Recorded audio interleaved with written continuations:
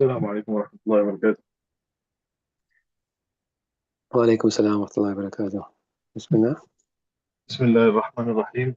قال وما استأنس من الصيد فزكاته الذبح، وما توحش من النعم فزكاته العقل والجرح، لأن زكاة الاضطرار إنما يصار إليها عند العجز عن زكاة الاختيار على ما مر، والعجز متحقق في الوجه الثاني دون الأول، وكذا ما تردى. بسم الله الرحمن الرحيم. الحمد لله رب العالمين، والصلاة والسلام على رسول الكريم.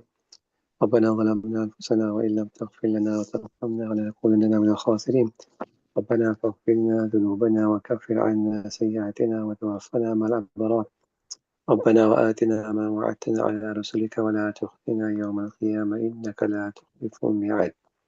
اللهم نور قلوبنا بمعرفتك واشرح صدورنا بنور كتابك وسنة نبيك، واحفظنا عن زلل وخطأ في بيان مرادك.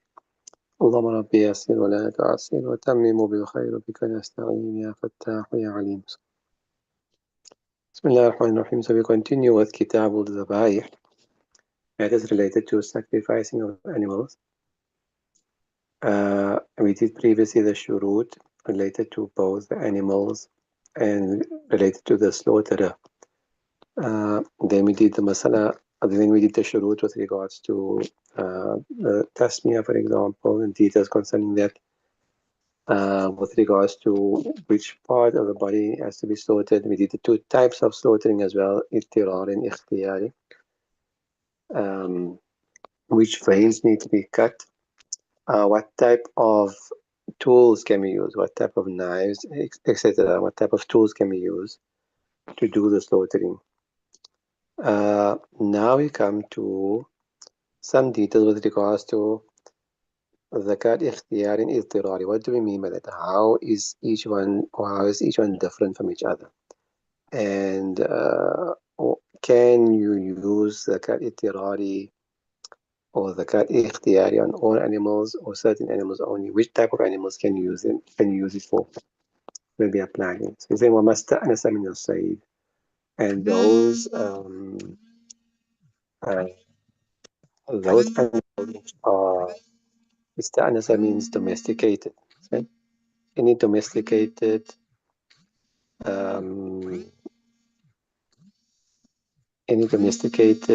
من الصيد, any domesticated hunting prey, what you call this, game animal. Any for the cat or the prey.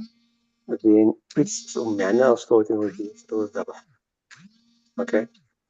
وما توحش من النعم, and similarly any of the cattle or livestock which becomes wild, and its zakat will be through akar or chop, by causing some kind of injury to the animal, which will allow the blood to flow. In other words, although zakat, Repeat it once more.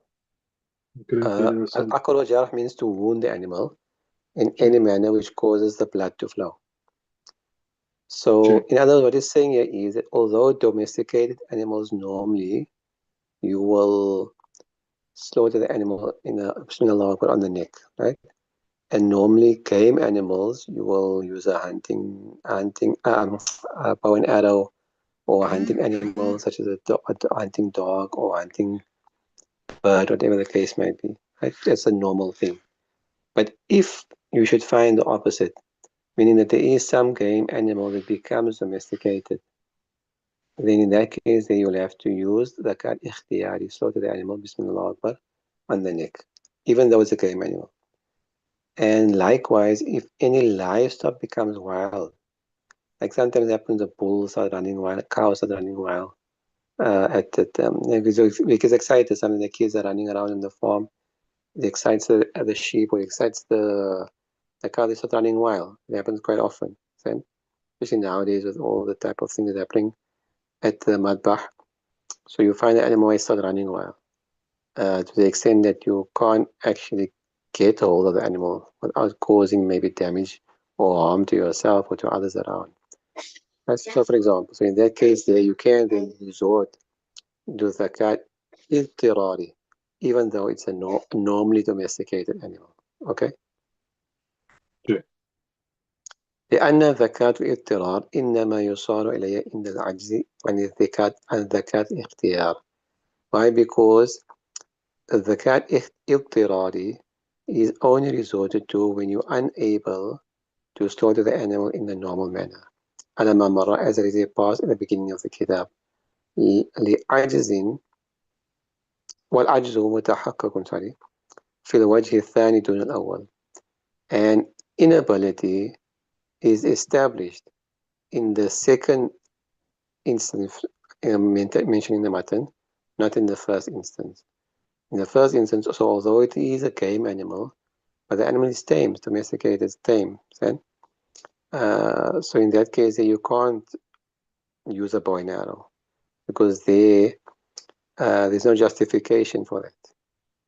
Well, whereas in the second one, there is justification, even though that is an animal, livestock, even though it's livestock which normally are domesticated. But so although you will normally use the zakat ikhtiyari on certain animals like livestock and domesticated animals, and you will use the zakat iltirari for game animals, but should you manage to domesticate a game animal, maybe you grew the animal up yourself in your yard, a buck, whatever, became friendly with you over the years, and now you want to slaughter it. So for example, so in that case, you won't be able to shoot. Well, you can't say, okay, I'm going to use a bow and arrow or crossbow to shoot the animal. But in that case, you'll lay the animal down and slaughter the animal, like you would normally a sheep or a goat, whatever the case may be. Follow? Yeah. So the masala here will depend what type of zakat you will use, what type of sword you will use. If Tara Ikhtiyari doesn't go about the animal per se. That's just a thumb rule, it's a rule of thumb. But it will go upon whether you are able or not. Then ability or inability. That is the illah. Follow? Okay. Can you slaughter this animal like normal or can't you? If you can, then you have to slaughter it like normal. But lay it down and Bismillah Akbar. If you can't, then you can resort to hunting bird, bow and arrow, whatever the case is. وكذا ما تردى من النعم في بئر ووقع العجز عن ذكاة الاختيار. And like that, meaning the similar masala will apply if an animal min al-na'am, again livestock, a normally tame animal falls. Taradda means to fall over, to topple over into a well. So the animal fell into a well. Now you can't get the animal out from the, and you can't get to the animal to slaughter the animal normally. In that case, you can use from the top now before the animal dies, and now animal goes to waste. So from the top, you can take a bow and arrow and shoot the animal. Bismillah, shoot. In that way, animal, when you are able to get it out, when you call the animal service, or they're able to get it out, it will be halal to eat. Should the animal have okay? ووقع العجز عن الذكاء الاختياري, and you are unable to slaughter the animal volitionally. لما بيّن, for the reason we explained in the previous مسألة. وقال مالك رحمه الله لا يحل بذكاء الاضطرار في وجهين. Imam Malik رحمه الله said it is not permissible to slaughter zakat ittirar in both instances, both masalas. Doesn't matter whether the game animal became domesticated or whether the livestock became wild. Then, in both instances, you can't resort to zakat ittirar. In the first one, obviously, we agree with him. In the second one, we disagree. لأن ذلك نادر. He says because the livestock, which is normally tame, becoming wild, is a rare matter, it's a rare occurrence. ونحن نقول المعتبر حقيقة العجز. And normally masail, you don't formulate masail for rare instances. You formulate masail for the norm. Okay? Okay. So for example, if the norm is when a person gazes at a non-mahram, he becomes attracted. So now the person says, well, I don't get attracted if I see any woman. Right? I don't get excited. I don't get attracted. So the masala won't change for him. You follow? Okay. Because what he's doing is abnormal. So the masala of lowering the value is based upon 99.9% of the population, male population. I mean, excluding obviously what do you call these other people, right? Homosexuals and so forth. So the Messiah form was because to normative method, not to abnormal method or rare method. So that's what we're managing. But that is a rare occurrence. How often is that going to happen? So, After I break it up. Mav, can you hear me? No, I said when I was breaking up, but it's clear. Okay, I'm saying Imam Malik is saying, It's clear now. yeah, Imam Malik is saying, therefore you can't. That's an abnormal. I mean, it's a rare occurrence. So therefore, you can't say, you can't claim inability. ونحن نقول المعتبر حقيقة العجز. So we say yes, but what we are considering is a real incapability. Is there genuine incapability or not? That is what we are basing the masala upon. Not upon whether this masala occurs really or not, but whether there is genuine inability to slaughter the animal or not in a normal manner. وقد تحقق, and it has been established. So inability has been established, there is a illa, and therefore the zakat ittirari will come into play, because that is the only time you resort to the zakat ittirari. You don't have the ability, and the person here doesn't have the ability, so therefore it will be allowed. It is irrespective of whether it occurs once in a while or not. فيصار إلى البدل. So therefore we will resort to the backup. We will resort to the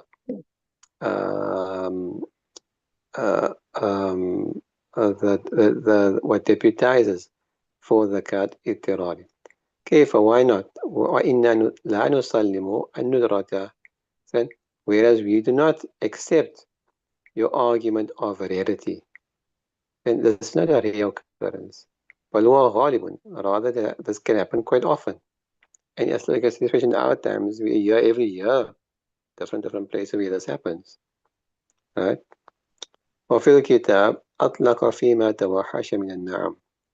And in the Kitab in Kuturi, rahimahullah ta'ala, he has mentioned as mutlaq, in general, with regards to those livestock, those normally tame animals which become wild. وعن محمد رحمة الله أن الشاة إذا ندت في الصحراء فالذكاة والعقل. However, Imam Muhammad rahmatullah in his kitab, he has confined it. He hasn't mentioned in mutlaq that any type of livestock. Livestock is your cows, your sheep, your bulls, your cows. He hasn't mentioned this masala for all livestock. But rather, what he has said is that if a shark means refer to a cow or a sheep, either not that if it starts to run wild, in Sahara, in open desert area. Desert here will mean like an open area, not an enclosure. Start running wild, right? فذكاتها العقل. Then in this case, its slaughter will be by means of wounding the animal, right? With a man-made weapon or a hunting animal. Okay? Why? Because the chance of you catching the animal is not it's slim. Because it's open land, it's going to run. You're going to run behind it, you're most likely not going to catch it. Okay? وإن ندل في مصر, if it's run wild in a bull-type town, a town, in a village, or not in a village, but in a town or a city, لا تحل بالعقل, then this will not be permissible. لأن لا تدفع عن نفسها, because in such a case, it cannot defend itself. It's going to run into things, you can block it off, and in this way you can catch it. It's unable to defend itself. فيمكن أخذها في المثل. So it is possible to capture it in a town, city. فلا عجز, so therefore there's no incapability. والمصر وغيره سواء في البقر والبعير. And a city, etc. The same thing will apply with regards to bigger animals such as a cow, والبعير, and a camel. لأنهما يدفعان عن أنفسهما. Why? Because they can defend themselves. Okay? Sure. So it doesn't matter for the bigger animals, this must not apply.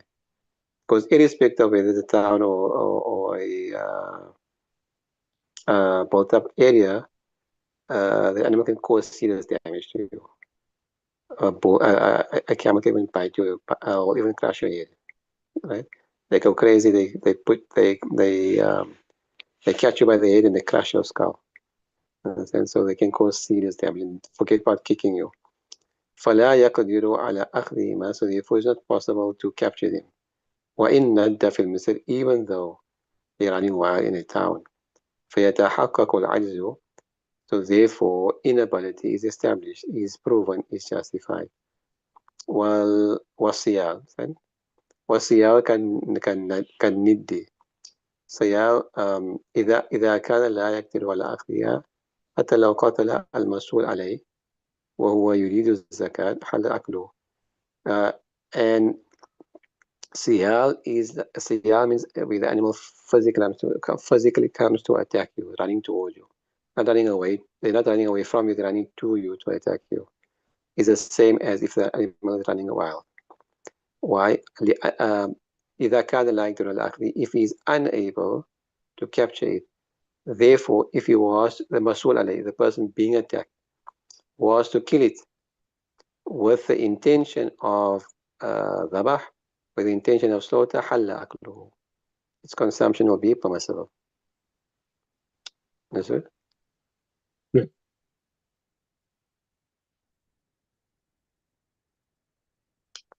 قال والمستحب في الإبل النحر, and it is mustahab in camels to make nahar.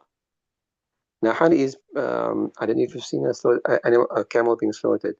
So normally they'll use like a spear, sometimes they'll use a sword, and then they jab the animal into the throat, into the neck area, and the blood spurts. Sometimes if they're using a sword, they'll make just quick from a distance quickly, or they'll tie the legs, and they'll just swipe the neck. Understand? That's nahar.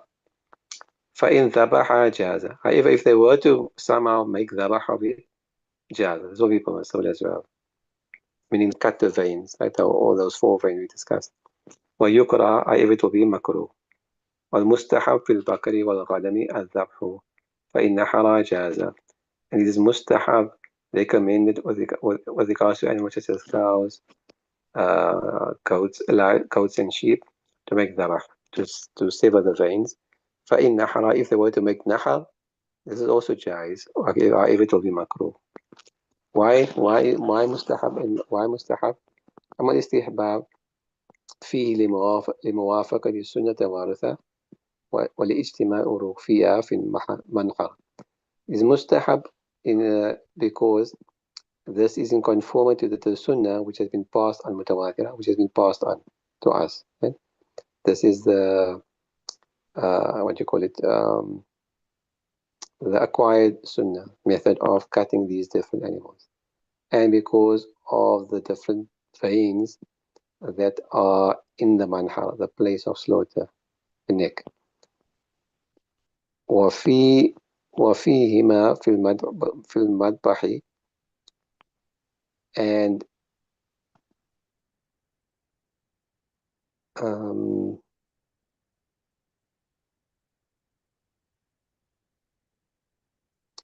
all right, واجتماع أروق فيها refers to the ibl, and because of the veins being found in the cow في المنحر, said وفيهما في المذبح, and in those other 2, meaning the bigger animals, the goats and the goats, sheep, and the cows, in those 2 في المذبح, there the veins are found, the veins and the thing we have to be cut are found in the madbah, the place of dhabah, the place of slaughter. Okay? والكراهة, then why is it makruh if you do the opposite? والكراهة لمخالفة السنة. It's makruh because you are contradicting the sunnah and the recommended practice as has been passed on to us from Nabi Sallallahu Alaihi Wasallam. وهي لمعنى في غيره. So therefore, this karaha is a sifa which is in other than the animal. In other words, it's makruh because of not لنفسه, but because لغيره. As we discussed last week also. The karaha is coming about not because the action within itself is wrong, but because of an outside factor. What is the outside factor? That this is contrary to the manner that the Sunnah has taught us. So that is what's making it makruh. So it's not the action is not mamnu li nafsi, but li ghayri. So therefore it's makruh. فلا تمنع الجواز. And as you know, when something is makruh li ghayri, then does not prevent permissibility. والحل and does not prevent permissibility and حل, the animal becoming halal. Okay? خلافا لما يقول مالك إنه لا يحل. Contrary to what Imam Malik rahmatullahi said, this is not permissible. The animal is not permissible. ومن نحر ناقة أو ذبح بقرة فوجد في بطنها جنينا ميتا لم يُكل أشعر أو لم يشعر. Now, another masala.